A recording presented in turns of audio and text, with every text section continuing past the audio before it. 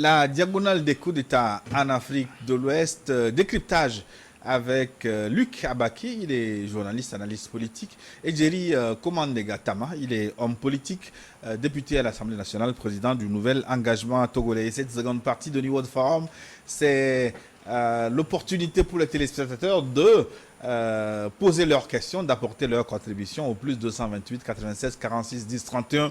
Et tout de suite, nous allons à Kara retrouver Richard Tagba. Je salue vos invités.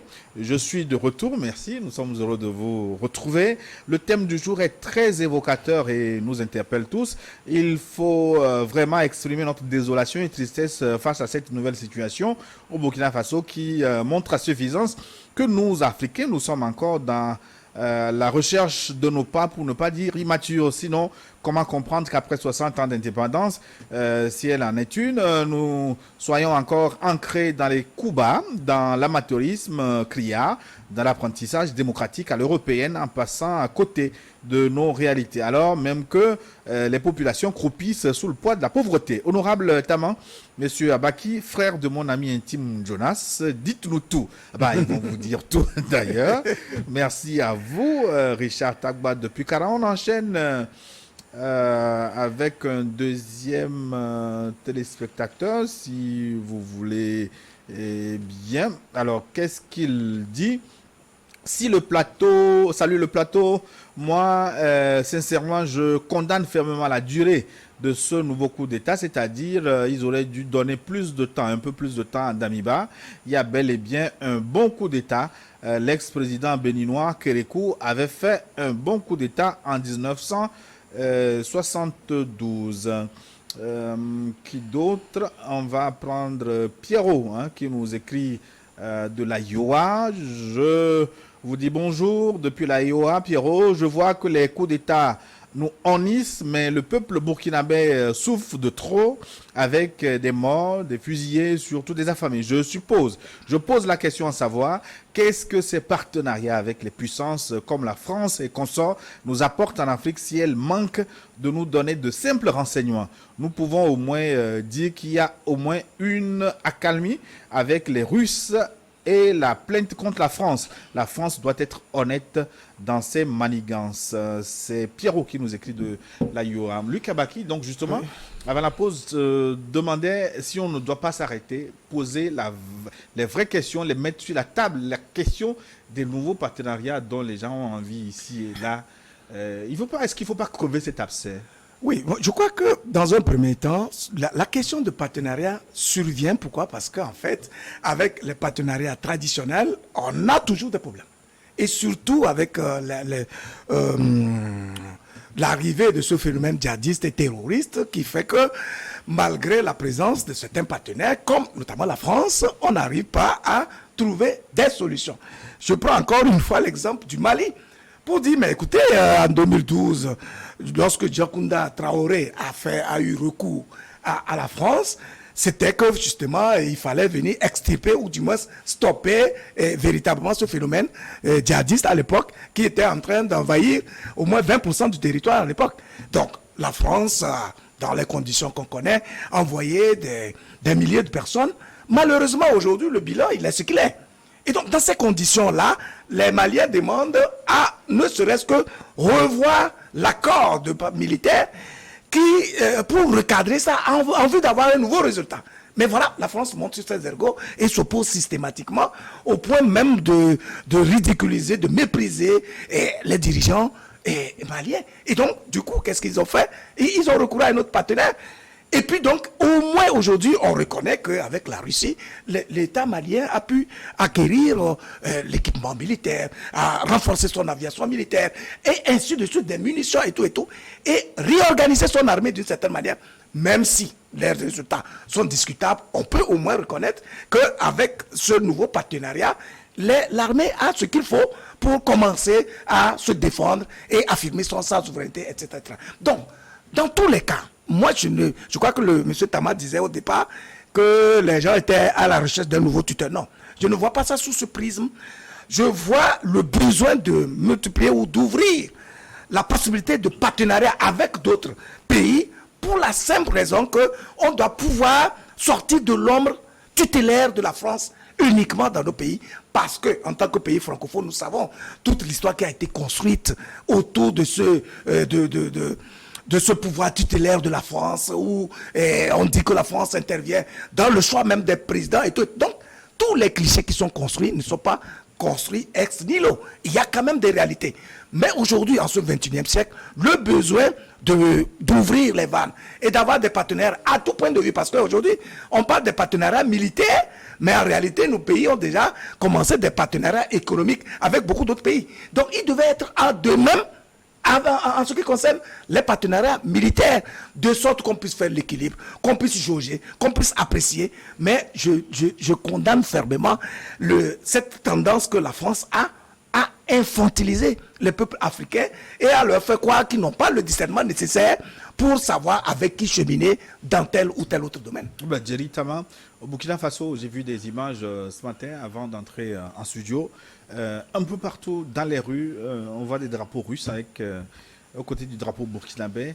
Mais comment comprendre d'abord cette envie de diversifier les partenariats et d'aller vers la Russie? Est-ce que ça peut régler le problème selon vous? Vous savez, les politiciens ont le chic d'instrumentaliser beaucoup plus les peuples. Parce que vous savez, aujourd'hui, le plus grand partenaire militaire des États africains, c'est la Chine.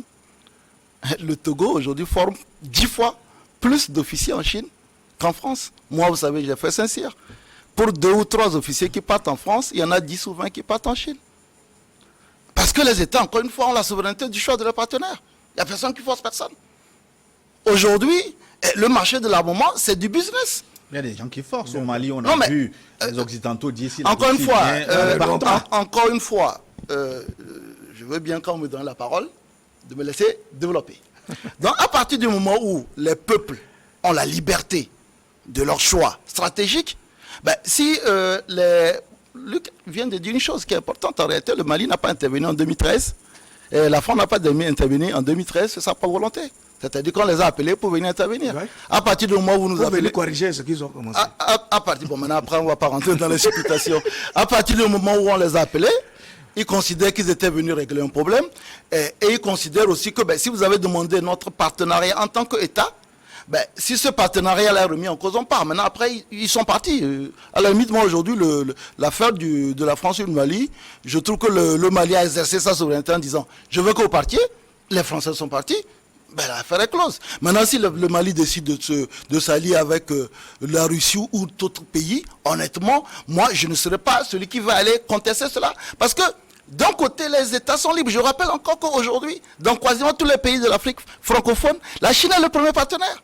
Que quasiment une bonne partie, moi je suis rentré de France, la plupart des armements qu'on utilisait ici, au Togo, c'était des armements soit coréens, on appelait ça les FAC coréens, chinois ou russes. Alors que nous sommes supposés avoir un partenariat avec la France, parce que d'un côté, les armes françaises coûtent trop cher et sont trop compliquées à entretenir. Donc, les États ont la liberté, en toute souveraineté, de nouer les relations qu'ils veulent. Et moi, je trouve que c'est une bonne chose. Maintenant, après, je considère que 60 ans après les indépendances, le fait qu'on soit toujours, je ne parle même pas de maître, mais le fait qu'on ne soit pas aujourd'hui en mesure d'avoir, dans les pays africains, vous savez, quand vous allez dans le nord de l'Europe, dans l'est de l'Europe, les plus grands fabricants, c'est parfois des anciens petits pays du bloc soviétique. Les Tchèques sont les meilleurs fabricants d'armes. En fait, on n'en parle pas. Mais les Tchèques, aujourd'hui, une bonne partie des Allemands même qu'on utilise en Occident, viennent des Tchèques, de la République tchèque. Aujourd'hui, l'armée française, les armes de l'armée française viennent d'Allemagne. On le dit suffisamment pas, mais aujourd'hui... Et des États-Unis. Non, ce que je veux dire, c'est que les fusils d'assaut qui équipent l'armée de terre française aujourd'hui, nous, quand on utilisait les FAMA, qui étaient donc français, aujourd'hui, c'est des armes qui viennent de l'Allemagne. Parce qu'en réalité, on recherche quoi? L'efficacité.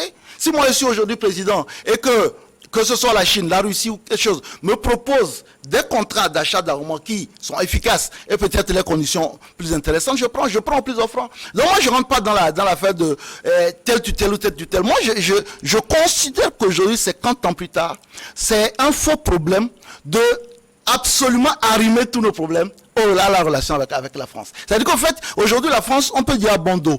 C'est-à-dire que quand quelqu'un en Afrique détourne Quand quelqu'un, nous je ne vais même pas parler du cas togolais, hein. La plupart des détournements, quand vous arrivez, je vais donner un exemple assez vite fait. Quand vous arrivez la dernière fois, quand les États sont allés à l'ONU, mais les délégations qui viennent avec des Bentley, des Cadillac, des machins trucs, c'est les Africains.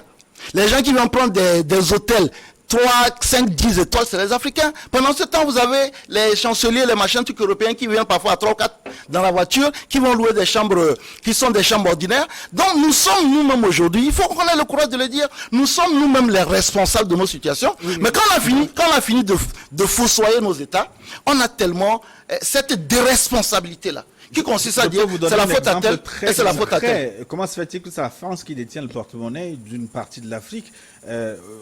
Les sous que vous dépensez sont fabriqués ailleurs. C'est rare de trouver cet exemple dans le monde. Depuis 2019, les Français, avec Macron, a dit nous sortons du système du franc CFA. Nous voulons que les États français et les États africains prendre leur CFA. Ouattara a dit non, mais écoutez, parlez de cette déclaration. Ouattara a dit non, que lui trouve que le franc CFA est bien. Et je reviens encore à une situation, c'était attendez que je finisse. Oui. Depuis que ce désengagement de la France vis-à-vis du franc CFA a eu lieu. C'est la France qui continue de... Non, mais ce que je veux dire, c'est que aujourd'hui vous avez des États africains qui ont leur propre monnaie, mais qui, pour des questions de maîtrise technique, font imprimer leur monnaie, pas uniquement en France, mais dans beaucoup de pays européens. Parce que tout simplement, si vous n'avez pas la maîtrise technique, ce qu'on appelle la planche à billets, on a vu beaucoup de pays qui ont décidé de frapper leurs propres moyens et le président, chaque fois qu'il a besoin d'un peu d'argent, qu'il active la planche à billets et vous retrouvez comme ce qu'on a eu avec malheureusement le Zimbabwe, où il faut quasiment un camion pour acheter un pain. Donc après maintenant, c'est pas uniquement le franc CFA qui est imprimé en Europe et en France. Hein. Vous avez énormément de pays anglophones qui continuent à imprimer leurs billets. Oui, mais je rappelle une chose. Je rappelle une chose. Pour une impression, c'est différent. Je rappelle une chose. Je dis encore, j'ai donné tout à l'heure l'exemple de la Mauritanie, que quand un État, la Mauritanie l'a fait, le Malgache l'a fait, puisque c'était dans le franc CFA. Quand un État, en toute souveraineté, décide de, moi je sors du franc CFA, il sort et frappe sa monnaie. La Mauritanie aujourd'hui est un cas.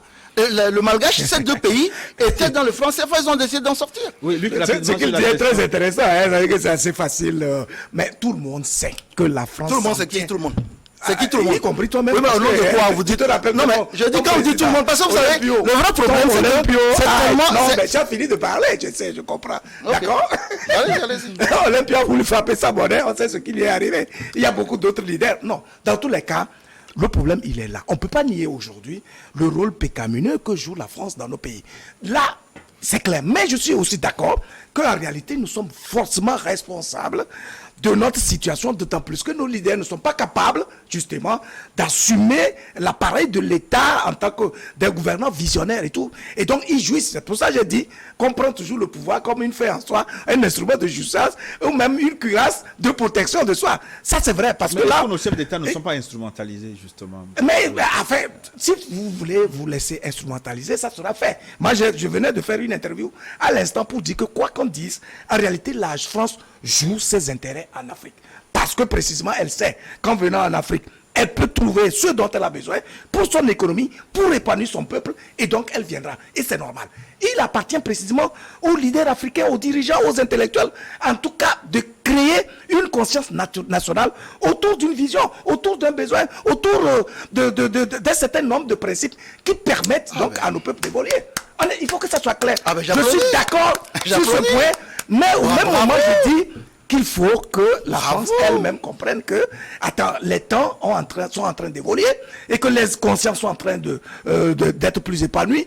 Et lorsqu'un peuple dit on ne veut plus de vous, que ce ne soit plus un problème, que ce soit naturel et logique. Je ne peux pas concevoir qu'après 60 ans, qu'on puisse avoir des bases militaires un peu partout en Afrique et que la force Barkhane, qu'on la chasse du Mali, qu'elle aille au Niger et qu'on la chasse du Burkina, etc. Il faut bien replier quand vous sentez que les gens vous demande de replier tout simplement. Si vous n'avez pas en arrière-plan d'autres intérêts inavoués, c'est tout le problème. Et donc, à partir de cet instant-là, nous, on a le temps de nous occuper justement de nos dirigeants lorsqu'ils sont défectueux. Justement, je crois que c'est cet exercice que nous sommes en train de faire ici. Monfo nous écrit. Après, j'aimerais quand même intervenir dessus. Bien sûr, Dadewi, bonjour monsieur le journaliste, vous êtes une fierté pour moi ainsi que votre collègue. Ah bon, merci pour les fleurs. Merci. Je ne vous envie pas pour avoir invité monsieur Tama. Il dit que vos exemples, il n'est pas convaincu par vos exemples. Vive l'Afrique debout. Afrique debout, ces soi-disant mondialistes ont échoué. C'est l'avis de Montfort qui nous écrit donc de AD8. On va relayer maintenant c'est qui? C'est Gani depuis Agoué. Bonjour Gilles. Bonjour à vos invités ainsi qu'à tous les téléspectateurs de l'e-world. Le coup d'État au Burkina Faso était prévisible vu les agissements du lieutenant-colonel Damiba qui a été incapable d'atténuer les attaques terroristes qui se sont même amplifiées. Ensuite, Damiba a donné l'impression de prôner l'impunité en faisant venir Blaise Compaoré, tout narguant la justice burkinabé. Bref, les agissements du lieutenant-colonel Damiba ont prouvé qu'il a été juste parachuté à la tête du Faso sans aucune vision.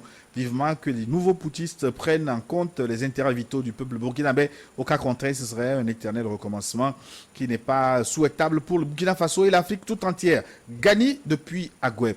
Jerry Tama, je profite pour vous relancer sur cette question. Le fait d'avoir fait venir Blaise Compaoré au Burkina Faso alors qu'il était sous le coup d'une condamnation, est-ce que Damiba est en train de payer le prix de cette pécadille? Je l'ai dit tout à l'heure, il n'y a rien qui justifie un coup d'État. C'est-à-dire que si chaque fois, on doit considérer que parce que, vous savez, dans la Bible, on a dit celui qui n'a jamais péché, il jette la première pierre. Si on doit considérer que chaque fois que, éventuellement, on a commencé l'émission en disant, est-ce que le fait qu'il a dit que si quelqu'un veut me faire un coup d'État, qui vient venir, qui vient le faire, si on doit considérer que chaque fois qu'on a un écart de langage ou bien d'attitude, ça mérite un coup d'État, on n'en se sortirait pas, on aura tous des coups d'État tous les jours.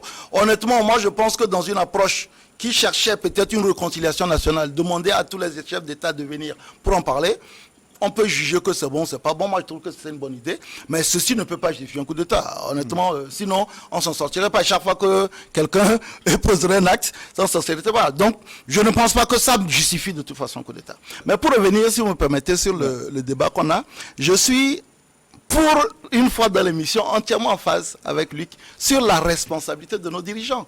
C'est-à-dire qu'en réalité, nous passons notre temps à nous infantiliser nous-mêmes. C'est-à-dire que quand l'Africain prend un coupe-coupe, il coupe la tête de son frère, on dit que c'est parce que quelqu'un lui a mis le coupe-coupe dans la main.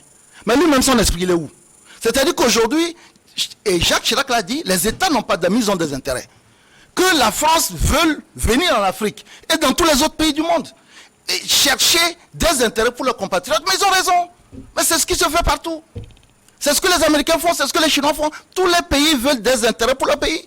Maintenant, pourquoi nous-mêmes, on prend nos pays, on va donner cadeau? Aujourd'hui, ça fait 60 ans qu'on est indépendant. Et dans nos pays, quand quelqu'un est malade, un petit abcès, il prend l'avion, il va en Europe. Quand quelqu'un veut sécuriser ses ressources, il va mettre en Europe. Nous-mêmes aujourd'hui, je l'ai dit, c'est en Chine. Chine qui a été un pays colonisé. Aujourd'hui, nous envoyons la plupart de nos pays, de nos officiers se former en Chine, dans un pays qui a été colonisé comme le nôtre. Donc, au bout d'un moment, il faut revenir sur nos responsabilités. C'est ça le vrai problème. Aujourd'hui, regardez la plupart de nos cadres, leur habitude vestimentaire, leur habitude de consommation. Le Togo a été classé entre-temps comme l'un des pays qui consomme le plus le champagne en Afrique de l'Ouest. C'est-à-dire que nous-mêmes, ce n'est pas la France qui vient vers nous, mais c'est nous qui allons vers l'Occident. Nous allons prendre leur habitude de consommation, nous allons prendre leur manière de vivre, ainsi de suite. Nous nous orgueillissons même d'ailleurs de ça. Et puis à la fin, on dit, oui, mais en fait, c'est la France qui... Aujourd'hui... Nous français d'ailleurs. Oui, nous parlons. Il y a des pays qui ont été colonisés, qui ont développé leur langue nationale et qui ont fini par les employer. Aujourd'hui, c'est-à-dire que même le président malien, et le premier ministre malien, il ne s'est pas exprimé en bambara, il s'est exprimé en français.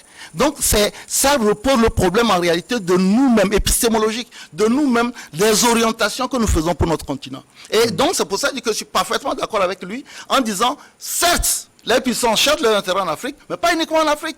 Quand vous allez même en Europe, les puissances se rentrent dedans. Mais aujourd'hui, c'est parce que nous-mêmes nous bradons nos pays à l'Occident. Et maintenant, ce n'est plus l'Occident. Aujourd'hui, la Chine investit plus en Afrique. Aujourd'hui, la Chine est en train d'acheter les terres dans tous les pays africains. Bientôt, les terres ne nous appartiendront pas, mais elles n'appartiennent pas aux Français, elles appartiennent aux Chinois.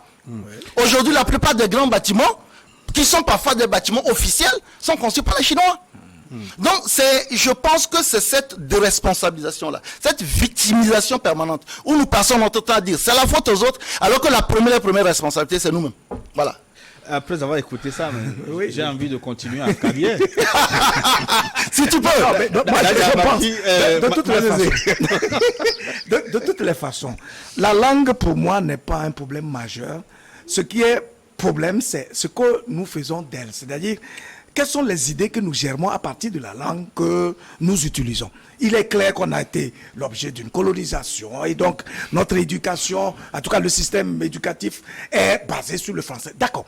Mais cela ne nous empêche pas d'être conscients que nous ne sommes pas nés pour vivre par procuration et que nous avons une responsabilité d'impacter notre propre environnement. Voyez-vous? Et donc, à partir de cet instant-là, je crois qu'on peut utiliser effectivement la langue française pour nous assumer comme telle en attendant de valoriser, si vous voulez, nos propres langues, identités et tout. Mais là, le problème qu'il y a justement, c'est vrai, nous sommes tous d'accord que tous les pays défendent leurs intérêts, mais avec un minimum d'orthodoxie. Le problème avec la France, c'est que lorsqu'un pays de son giron habituel commence à aller à flirter avec son ennemi juré, qui est la Russie, ça devient un problème quasi mondial. Et donc c'est ça le vrai problème en vérité. Surtout dans le cas précis du Mali. Sinon, mais écoutez, la France aurait pu être là, et puis bon, la Russie aussi, pour se compléter. Parce qu'il y a un problème sérieux qui entame la vie et l'identité même du peuple malien. Et donc, à partir de l'instant où la France pose ses conditions pour dire ah non, non, si d'autres là viennent, non. Et puis, la France a une capacité de mobilisation des autres puissances, de l'OTAN, etc. Parce qu'ils ont fait une ligue pour justement faire de la Russie le premier ennemi.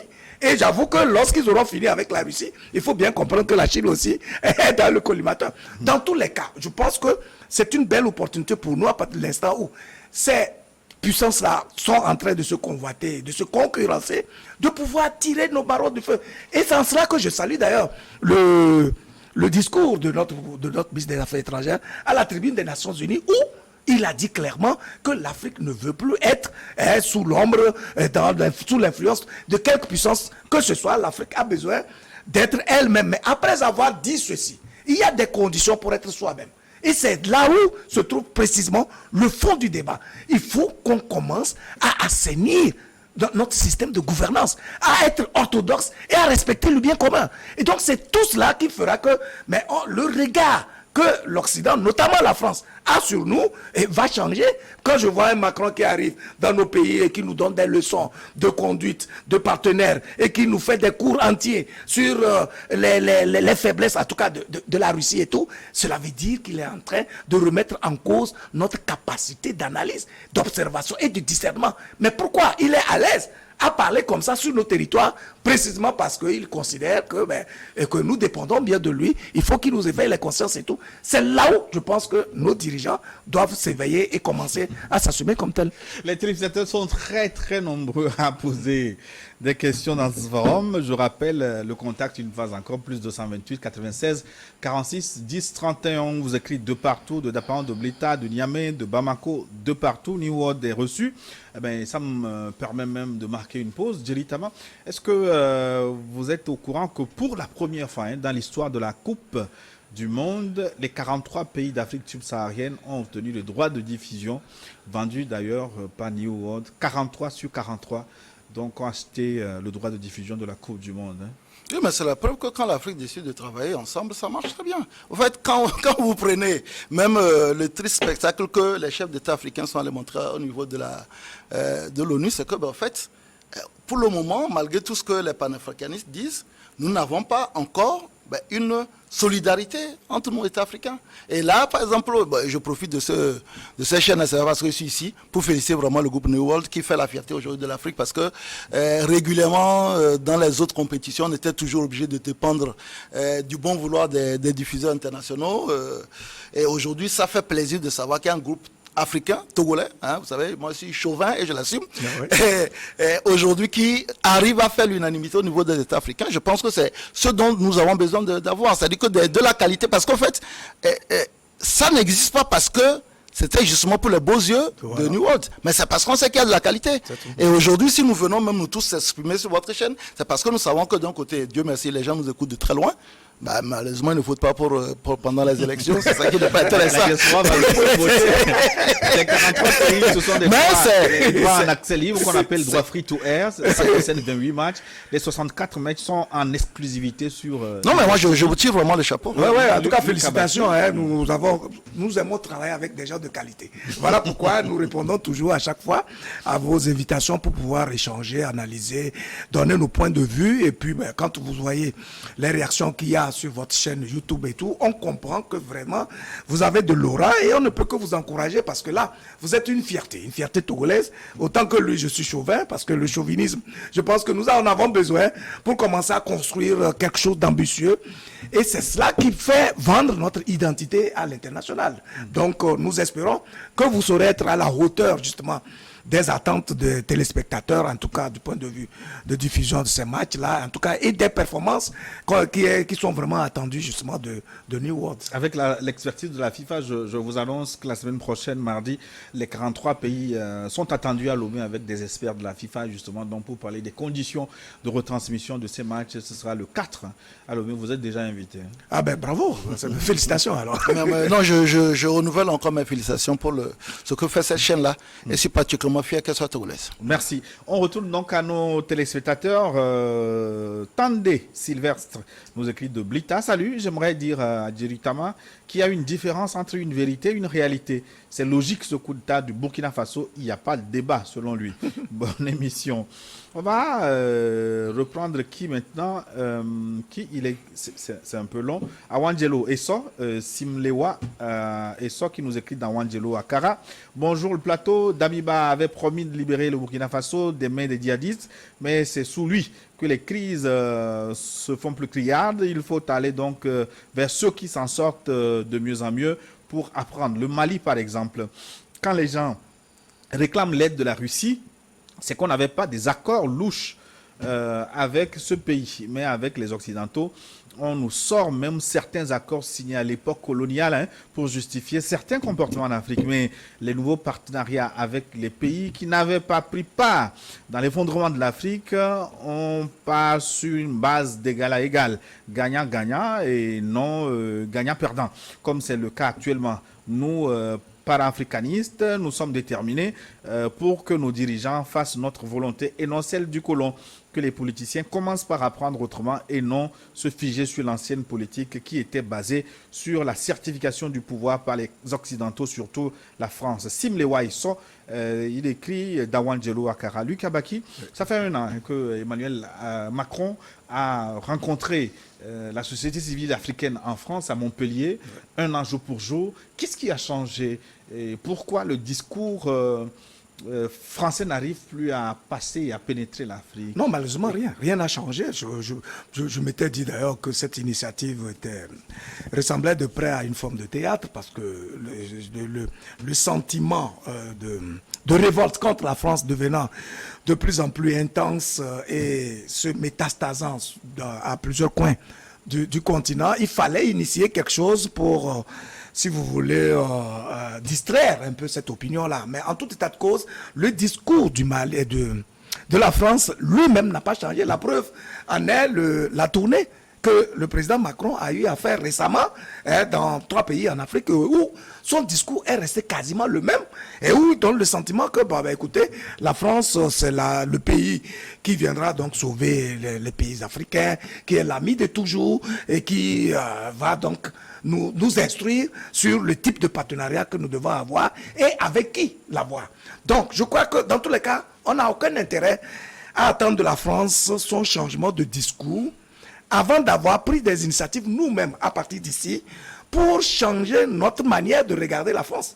Parce que si nos dirigeants pensent que leur légitimité, ils doivent la tirer à partir du perron de Paris, et donc une fois qu'un président a un souci ici, il prend son avion, il descend à Paris, et une fois qu'il serre la main au président français, il considère que là, il revient donc dans son champ de résonance normal. C'est clair que la France, jouant ses intérêts, ayant besoin d'influence et d'impact pour pouvoir donc avoir son aura au plan international, va continuer comme tel.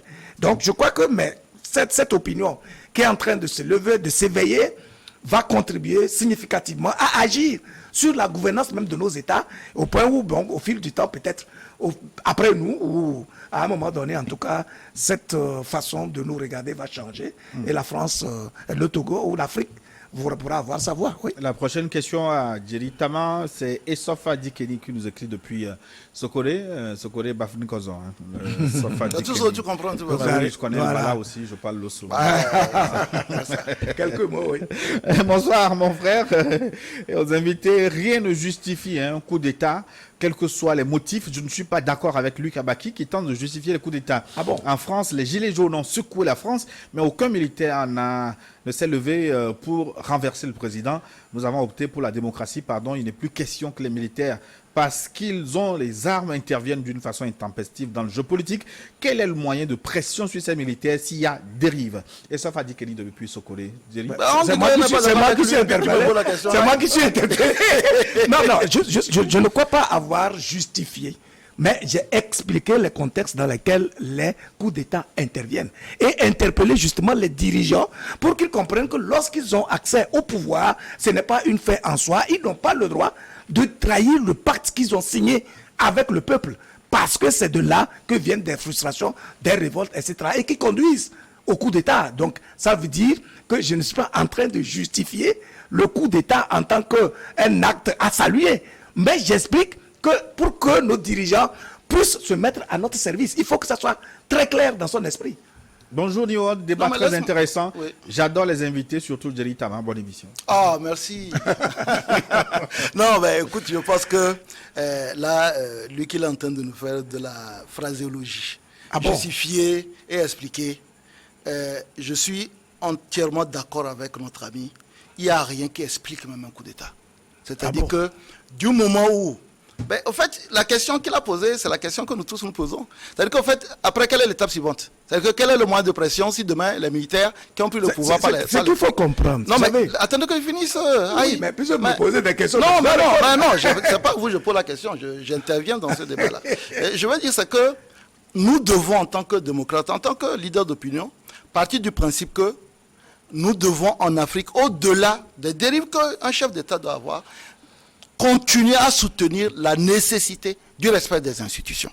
Parce qu'en réalité, quand vous regardez, les coups d'État sont en réalité les germes de l'instabilité dans beaucoup de pays. Et quand vous prenez aujourd'hui le cas du Burkina Faso, c'est exactement ça. Là, de janvier, coup d'État, là, nous sommes au mois de septembre, puisque ça a commencé en septembre. Coup d'État, ben, qu'est-ce qui nous dit que dans 3 ou 4 mois, d'autres militaires ne vont pas trouver que ceux qui sont arrivés ne font pas l'affaire et les descendre.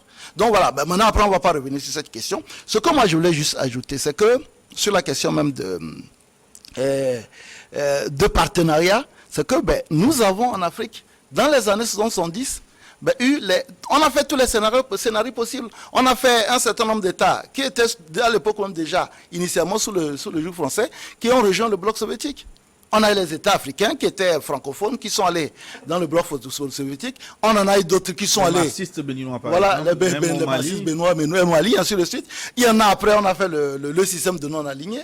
Mais ce que je regrette aujourd'hui, et je le dis encore, c'est que nous utilisons aujourd'hui un peu la France comme une sorte de belle chimère. C'est-à-dire que quand nous n'arrivons pas à réussir la gouvernance dans nos pays, nous masquons, nous l'utilisons comme une sorte de justificatif, je cherche le mot qui ne me vient pas dans la tête, pour expliquer en réalité tous nos échecs. Oui, mais Jerry Tama, quand vous retournez dans l'histoire, il y a beaucoup d'États en Afrique qui ont été organisés, perpétrés par les réseaux français. Oui. Comme il y a des coups d'État aussi qui ont été organisés par le bloc soviétique. Oui, donc vous ne pouvez pas dire que... Non, ce que je veux dire, ce que je ne dis pas, oh là là, j'ai jamais dit, j'ai dit tout à l'heure ici que les États ont leur intérêt. Quand la France trouve que dans un pays, ben, ils ont besoin de déstabiliser pour avoir quelqu'un qui est convenant, ben, ils le font. Je ne dis pas que c'est bon, mais la plupart du temps, celui qui appuie sur la gâchette, c'est rarement un Français. C'est-à-dire que ce que je refuse et que je refuserai, c'est qu'on dise, comme une sorte de grosse infantilisation, ben, en réalité, le responsable, ce n'est pas celui qui a appuyé sur la gâchette, mais c'est celui qui a ordonné. Et c'est contre ça que je me bats en disant il est temps aujourd'hui pour nous en Afrique de reconnaître que nous sommes des grands garçons, que nous avons la même mentalité. Moi, vous savez, quand vous sortez, j'ai eu la chance peut-être de faire une école française, mais quand vous sortez, vous rencontrez des gens à l'extérieur, je parle du cas du Togo, mais ça doit être le même cas pour beaucoup de choses. On vous dit, ah mais vous êtes togolais, ah mais vous connaissez telle personne, ah il était bien, j'ai fait l'école avec lui. C'est-à-dire que sur le fond, nous sommes aussi intelligents et brillants que le reste des populations de tous les pays du monde.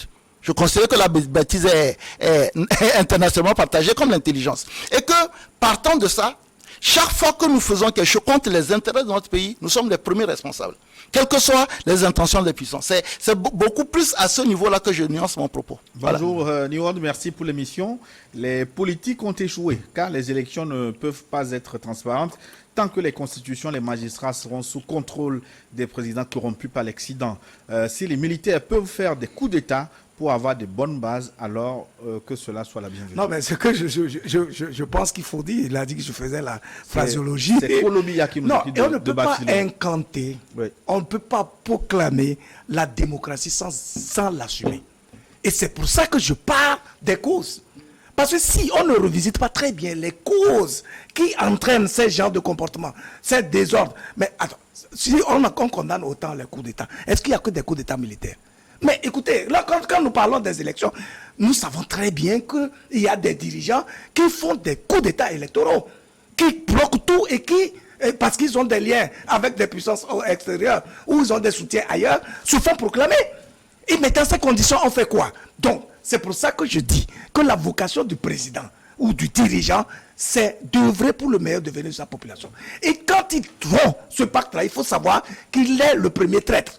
Alors, si cela entraîne que, entre-temps, la population elle-même sort et le chasse, mais ça, c'est une autre situation. Ou alors, c'est l'armée qui va, c'est une autre situation. Mais il faut que le dirigeant qui a reçu l'onction de la population assume sa responsabilité en tant que tel. Et qu'il sache que si jamais il ne l'assume pas, il y a des conséquences qui peuvent aller jusqu'à un coup d'État. Je pense que c'est un raisonnement quand même qui est suffisamment logique et clair. Voilà. Maouli nous écrit, merci à M. Jerry Taman pour ses explications. S'il vous plaît, arrêtez de recevoir M. Luc Abaki sur ce plateau, il nous fatigue. Hein. Ah bon, ça c'est un coup d'État téléspectatoire. Voilà, il va me faire un coup d'État parce que je crois qu'il est l'un des rares qui me déprécierait. Ma question est la suivante. Pourquoi la plupart de nos États africains n'arrivent pas à avoir des institutions assez fortes pour équilibrer le bon fonctionnement de nos États? Est-ce le manque de civisme de nos populations? Jerry Taman? Non, mais c'est ce que je dis tout à l'heure. Sur le fond, c'est que nous sommes trop pessimistes en Afrique et nous raisonnons beaucoup plus par induction. C'est-à-dire qu'aujourd'hui, vous prenez une bonne partie des États qui nous entourent. Il n'y aurait pas eu le coup d'État au Burkina Faso depuis le départ de Blaise et tous les remous qui ont eu depuis que, en fait, en réalité, on a eu les élections avec Roch Kaboré. Roch Kaboré était dans son deuxième mandat. Il n'avait jamais dit qu'il était en train de s'éterniser. On n'a jamais eu l'information qu'il était en train de s'éterniser. Et on ne peut pas expliquer que dans une situation sécuritaire qui est aujourd'hui internationale, hein, j'ai parlé tout à l'heure de Boko Haram. Boko Haram a fait plus de désordre au Nigeria que ce qu'on a pu constater. Pourquoi dans ce contexte que vous décrivez si bien, certains ont encore des velléités de troisième mandat, comme au Sénégal par exemple? Oui, bon, maintenant après, je ne suis pas dans le cas de Macky Sall. Je dis tout simplement que quand nous prenons par exemple les trois coups d'État dont nous parlons, autant on peut considérer qu'il y avait un troisième mandat en Guinée, que ce soit au Mali ou au Burkina Faso, nous n'avions pas l'impression que ces deux présidents-là étaient en train de s'éterniser. Donc, au fait, l'argument qui consiste à dire, ok, parfois les gens ne font pas la volonté du peuple, ben, en fait, tant que nous ne rentrons pas dans les prévisions constitutionnelles qui disent voilà les conditions dans lesquelles un président doit être destitué, ben, ça reste quand même absolument partial. C'est-à-dire que c'est de l'avis de X ou Y et on ne peut pas, sur les institutions, décider que un groupe, que ce soit la population ou bien alors que ce soit l'armée, peut décider de façon subjective que les conditions n'étaient pas réunies pour faire le coup d'État. Mais je répondais tout à l'heure en disant que sur le fond, quand vous regardez sur les États en Afrique, je ne veux pas parler de l'Afrique centrale qui est complètement chaud, mais au niveau de la CEDEAO, ben aujourd'hui, je l'ai déjà donné l'exemple tout à l'heure, que nous avons deux pays sur les 15 que nous avons qui expérimentent un troisième mandat, un troisième ou quatrième mandat, encore que le Togo, si on rentre dedans, on va encore trouver d'autres justificatifs. Mais aujourd'hui, sur le fond, je ne dis pas que tout va bien en Afrique de l'Ouest, mais je trouve quand même qu'il y a un effort qui est fait et que les institutions se renouvellent. Mais maintenant, c'est que nous ne commettons pas l'erreur de considérer que parce que les institutions fonctionnent, que la pauvreté disparaît. Aujourd'hui, le plus grand pays démocratique au monde, c'est l'Inde, et c'est là où on a aussi le plus grand nombre de pauvres. Donc, la démocratie n'est pas forcément synonyme de la richesse, parce que la richesse, c'est les populations qui la créent, et nous sommes parfois dans des situations conjoncturelles qui ne font pas remonter cette richesse-là. Donc, voilà, je trouve que nous raisonnons parfois trop par induction et nous considérons que la situation en Afrique est catastrophique. Mais aujourd'hui, quand on prenait beaucoup de chefs d'État, certains sont dans leur premier mandat, d'autres sont dans leur deuxième mandat. Le Sénégal, pour lequel vous êtes en train de parler, est un cas d'école. Parce que le Sénégal est l'une des plus grandes et vieilles démocraties en Afrique de l'Ouest. On va voir, parce qu'on a eu cette situation avec Abdoulaye Wade. Et il y a eu un bon sursaut au Sénégal où les gens ont dit, nous faisons obstacle à ça.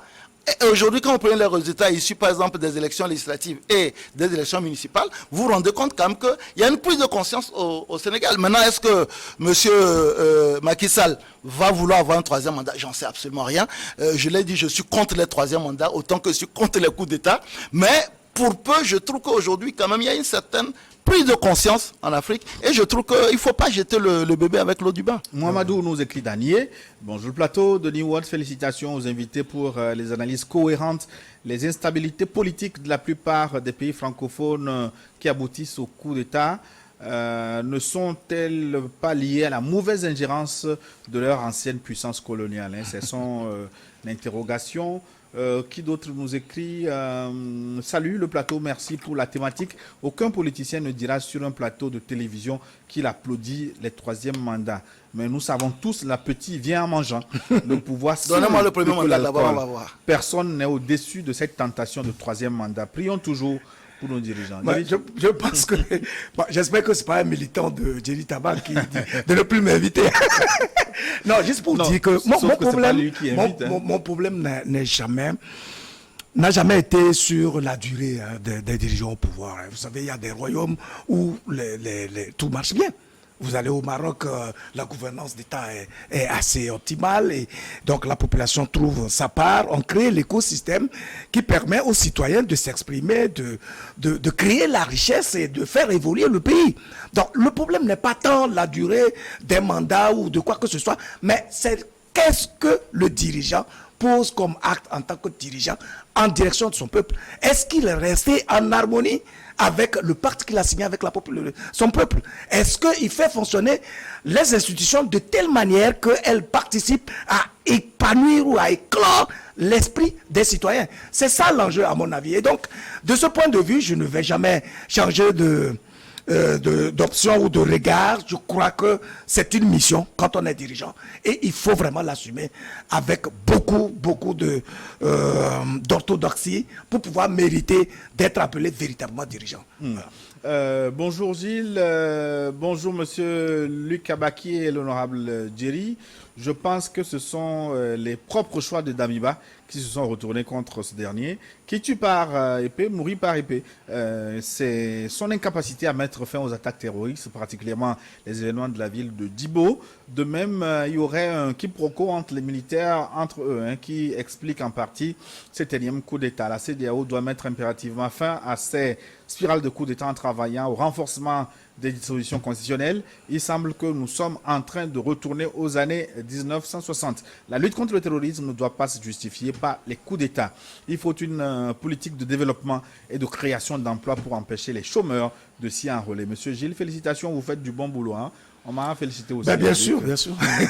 J'admire le débat contradictoire très brillant et respectueux entre l'honorable et Luc Abaki. C'est du choc des idées que jaillit la lumière. Tout à fait, c'est la critique, c'est le débat contradictoire, c'est l'exercice intellectuel qui font avancer de la société. Kouka, dans la mamelle du Togo, Manglibé nous écrit à Guérenkouka, où le club des amis de Forum compte 15 membres, donc 4 dames. Merci beaucoup donc au club de Forum de Guérenkouka. Vous ne pouvez pas créer un forum net Il n'y a pas que le net qui a des militants. Ah ben non, j'ai une fédération là-bas, il n'y a pas de souci. Salut à vous, Maglibé. Félicitations à Luc Abaki qui maîtrise bien les causes des coups d'État actuels. Tant que nous vivons une détérioration des termes de l'échange, une condescendance, un paternalisme des anciennes puissances coloniales, tant que nous maintenons le CFA, tant que Niamey n'a pas d'électricité, alors que toute la France est éclairée, il y aura des coups d'État dans la CEDEAO et bientôt dans d'autres pays, je ne vais pas citer. N'en déplaise à l'honorable Jerry Tama. Jerry, Oui. on vous tacle de Guérin Kouka. Oh, ben écoutez, vous savez, comme on l'a dit, hein, l'essentiel c'est d'avoir des idées, de les défendre, d'être habité par les arguments qu'on avance. Et puis après, vous savez, vous avez l'avantage d'avoir une chaîne qui est très suivie.